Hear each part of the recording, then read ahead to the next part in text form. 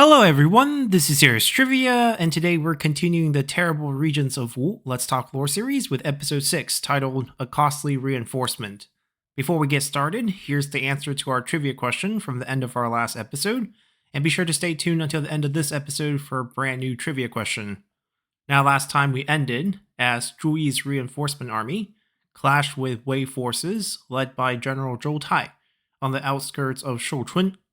In this initial engagement, Zhu Yi's army of 30,000 troops was beaten back after suffering 2,000 casualties, as this secondary Wu reinforcement army was blocked from rendezvousing with Zhuge Dan's rebel forces within Shouchun. Zhu Yi's inability to reach Shouchun forced the Wu regent, Chen, to personally march north, as a third Wu reinforcement army was formed under Sun Chen's command and garrisoned itself at the Wu forward stronghold at Dongxing, farther down south from Shouchun. Still hoping that Zhu Yi could break through the Wei encirclement to relieve the siege of Shouchun, Sun Chen sent generals Ding Feng and Li Fei, along with 20,000 more troops, to bolster Zhu Yi's position at Lijiang, as he ordered Zhu Yi to launch a second attack against the Wei forces. With his army now growing to 50,000 troops, Zhu Yi first sent a vanguard force of 6,000 to construct floating bridges needed for the main army to mobilize north to reach Shouchun. But this vanguard force met fierce resistance at the river crossing, as Wei forces under the commands of Generals Zhou Tai and Shi Bao prevented the construction of the floating bridges. In response, Zhu Yi attempted to reinforce his vanguard forces, but after a few skirmishes that went in the favor of the Wei side, Zhu Yi was forced to pull his entire army back from the riverside and retreat to higher grounds to dig in defensively. Now, previously, we had already introduced Zhou Tai, who was the man in charge of the garrison forces from the Yan province. Shi Bao, on the other hand, was in charge of the garrison forces from the Qing province. Not surprisingly, Shi Bao was also a Sima clan loyalist, as he got his start in the military as the chief military advisor to Sima Shi. Together, their combined forces would overrun Zhu Yi's defensive position on the high ground, as Zhu Yi's attempt to construct a ring of siege carts to hold back the Wei attack failed. And to make matter worse, while Zhu Yi's main forces were busy engaging with the Wei army led by Generals Zhou Tai and Shi Bao,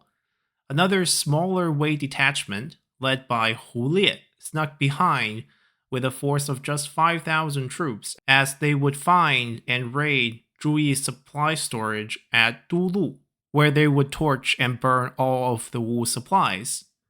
This would become the deciding blow to Zhu Yi's army, as now without food and supplies, Zhu Yi had no choice but to give up his attack, as he would retreat his army all the way back to a position closer to Sun Chen's forces at Dongxing. Now, Hu Liet was not just a random Wei officer, as he was the son of General Hu Zun, or the commander of the entire Wei Eastern forces. Prior to this campaign, Hu Liet had just been named the administrator of Taishan, after the previous administrator, Chang Shi, refused to gather his forces in a timely manner on the excuse that he was ill and could not join Sima Zhao's call to fight Zhuge Dan's rebellion. With absolutely no tolerance for any signs of disloyalty at such a crucial moment, Sima Zhao simply executed Chang Shi and appointed Hu Zun's son, Hu Liet, to the position,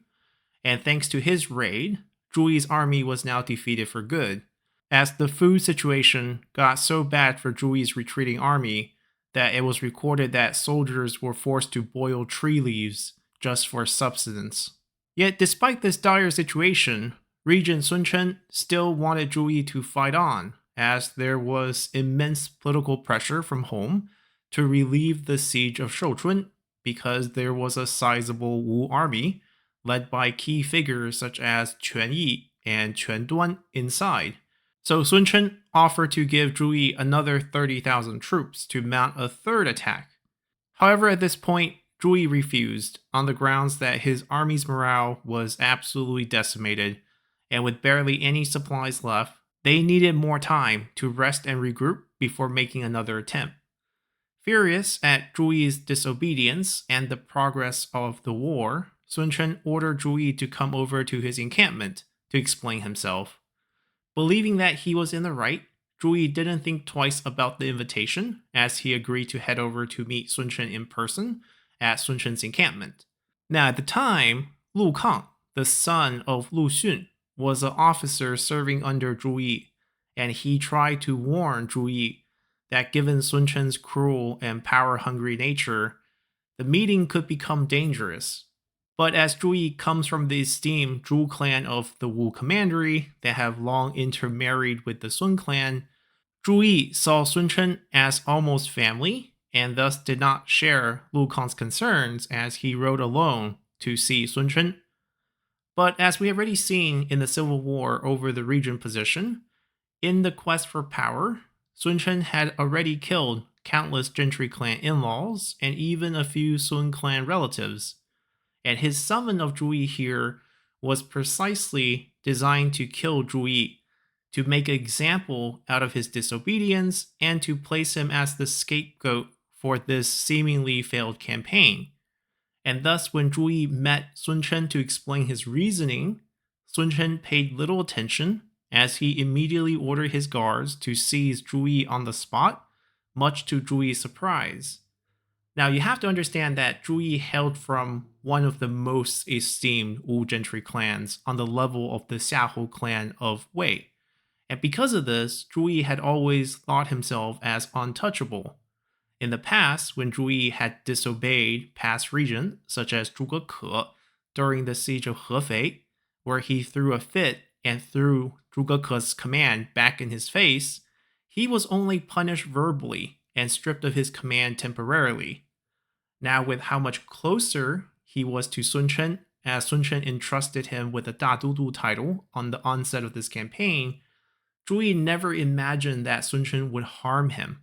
So when Sun Chen ordered his guards to strangle Zhu Yi inside the command tent, it's easy to imagine Zhu Yi's disbelief and shock. But what is more shocking after executing Zhu Yi on the spot is that instead of assuming control of Zhu Yi's army himself and continuing the attack against the Wei forces, Sun Chen decided to hand the command of Zhu Yi's forces to his younger brother, Sun En, as he instead took his own army back to Wu, in a move that would plummet the morale of the entrapped armies inside Shouchun, as Sun Chen's departure gave the impression that the kingdom of Wu was no longer interested in aiding them.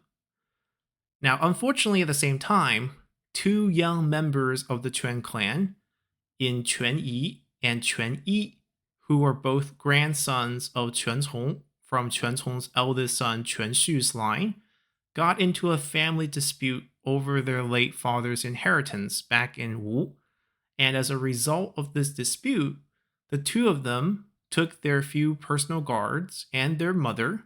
and decided to flee north to defect to Sima Zhao's army that was encircling Shouchun. And now, with some minor members of the Quan clan in their hands, Sima Zhao's advisor, Zhong Hui, came up with a cunning plan of forging a letter from Quan Yi and Quan Yi with a made-up story of how Sun Chen decided to scapegoat, punish, and execute the entire Quan clan for the failed reinforcement of Shouchun, and how they were the only survivors to escape this ordeal. Then after sending this letter into Shouchun, Zhong Hui had Sima Zhao purposely bring Quan Yi and Quan Yi out in front of Shouchun, and once they were spotted, the Quan clan members inside Shouchun, including Quan Cong's third son, Quan Yi, Quan Cong's grandson, Quan Jing, who happens to be the older brother of the two defecting Quan clan members, and Quan Cong's nephews, including Quan Duan, Quan Pian, and Quan Ji, along with all the retinues, which made up the bulk of the Wu 30,000 reinforcement troops, all agreed to also surrender to the Wei forces under Sima Zhao, as they would end up forcing their way out of Shouchun, bringing farther despair to the remaining rebels inside.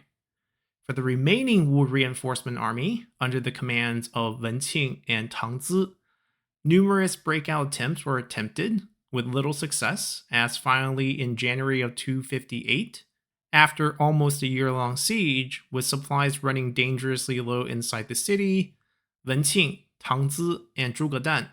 decided to combine forces for one last escape attempt, only to get beaten back after taking heavy casualties.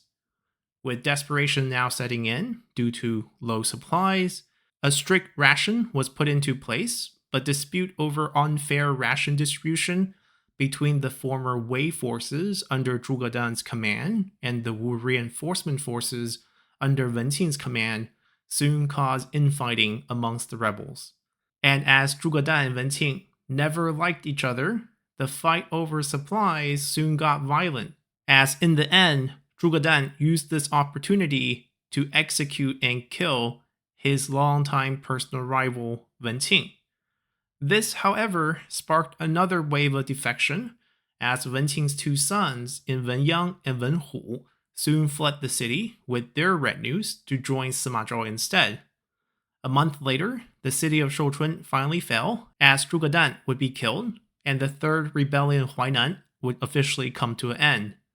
In this entire ordeal, the kingdom of Wu sent out a grand total of 3 reinforcement armies. The entire first army that made it into the city of Shouchun all eventually surrendered or defected to Wei, with the exception of Wen Qing, who would be killed by Zhuge Dan instead. The Chen clan, Wen Qing's two sons, and General Tang Zi would all go on to get nobility titles and generalships in Wei.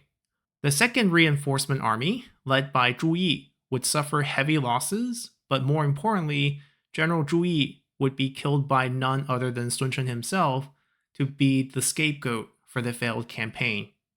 And finally, the third reinforcement army under Sun Chen only made a symbolic showing at Dongxing before departing back to Jianye in a move that probably did more harm than good to the morale of the rebel forces inside Shouchun.